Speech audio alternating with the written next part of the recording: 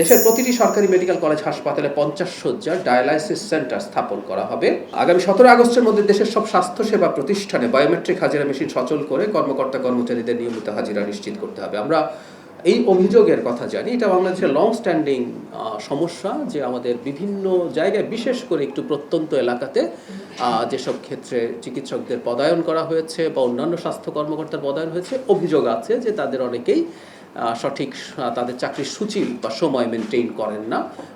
অনেক বড় অংশ করেন, আমরা কিন্তু অনেকে খুব ঢালাও অভিযোগ করে ফেলি। মানে আমি নিচে ঢাকা মেডিকেল কলেজে পড়াশোনা করেছি, ওই হসপিটালে কাজ করেছি, সো আমি সেই অভিজ্ঞতা থেকে বলছি অত্যন্ত সীমাবদ্ধতার মধ্যেও আমাদের স্বাস্থ্যকর্মীরা, ডাক্তারসহ অন্য স্বাস্থ্যকর্মীরা কাজ করার চেষ্টা করেন। কিন্তু হ্যাঁ, এর মধ্যে যে কোনো সমস্যা নেই, কারো গাফিলতি নেই তা না, এই সরকার সেটা নিশ্চিত করতে চায়। এবং আপনারা খেয়াল করেছেন আমাদের সরকার, এই সরকার আসলে জনগণের কল্যাণমূলক কাজ, সোশ্যাল সেফটি, শিক্ষা, স্বাস্থ্য, এই জায়গায় অনেক বেশি গুরুত্ব দিচ্ছে। প্রতিটি মেডিকেল কলেজ ও বিশেষায়িত হাসপাতালের পরিচালকদের প্রতি শনিবার বিশেষ পরিচ্ছন্নতা অভিযানের নির্দেশ দেওয়া হয়েছে।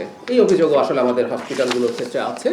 সেটা যে সবসময় অবহেলাজনিত কারণে তা না, অবহেলা আছে, একই সাথে লোকবলের অপ্রতুলতা আছে। তো তারপরও এগুলোকে পরিচ্ছন্নতা নিশ্চিত করার জন্য বলা হয়েছে। দেশের প্রতিটি সরকারি মেডিকেল কলেজ হাসপাতালে 50 শয্যার ডায়ালাইসিস সেন্টার স্থাপন করা হবে। ইউনিয়ন পর্যায়ের কমিউনিটি ক্লিনিকগুলো সংস্কার, আরও চিকিৎসক এবং স্বাস্থ্যকর্মী নিয়োগ করা হবে। জাতীয় ঔষধ উপদেষ্টা পরিষদ নতুন করে পুনর্গঠন করা হয়েছে। খাদ্য মন্ত্রণালয় দেশের জনগণের জন্য নিরাপদ ও মানসম্মত খাদ্য নিশ্চিত করতে বাংলাদেশ নিরাপদ খাদ্য কর্তৃপক্ষ প্রথমবারের মতো দেশের প্রায় 10,13,000 খাদ্য ব্যবসায়ীর তথ্য সংগ্রহ করে একটি কেন্দ্রীয় ডেটাবেস সফটওয়্যার সংরক্ষণের উদ্যোগ গ্রহণ করেছে। এই তথ্য ভাণ্ডার ব্যবহার করে খাদ্য ব্যবসায়ীদের নিরাপদ খাদ্য তৈরি ও সরবরাহের উপর প্রয়োজনীয় প্রশিক্ষণ প্রদান এবং নিয়মিত মনিটরিং করা সম্ভব হবে।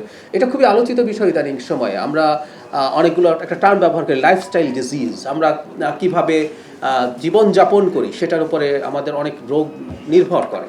আমরা ফিজিক্যাল মুভমেন্ট করি কি না, আমরা কি খাই। আর এখানে একটা জিনিস খুব ইম্পর্টেন্টলি উল্লেখ করা আছে, আপনারা খেয়াল করবেন, সেটা হচ্ছে আমরা খাদ্যে ভেজাল বা অনিরাপদ খাদ্যের কথা বলি। মানে ভেজাল সবসময় যে অনিরাপদ হবে তা না, দুধে পানি মেশালে সবসময় অনিরাপদ হয় না, কিন্তু এটা ফ্যাক্ট আমাদের চাষের পর্যায়ে বা সংরক্ষণের পর্যায়ে এমন কিছু রাসায়নিক হয়তো ব্যবহার করা হয় যেটা জনস্বাস্থ্যের জন্য ক্ষতিকর। এখানে দুটো কম্পোনেন্ট আছে। এখানে আমরা কিন্তু সচেতনতা তৈরির কথা বলছি। মানে যারা খাদ্য ব্যবসায়ী, যারা কৃষক আছেন, তাদের অনেকে কিন্তু সচেতন নন। তারা অনেকে জানেন না যে তারা যেটা ব্যবহার করছে সেটা ইম্প্যাক্ট কী। আবার কেউ কেউ জেনে শুনে করছে। সো এই দুটো কাজই আসলে একসাথে করতে হবে। আমরা এর সাথে জড়িতদের সচেতন করে তুলতে চাই এবং প্রয়োজনে আইন ব্যবহার করতে চাই।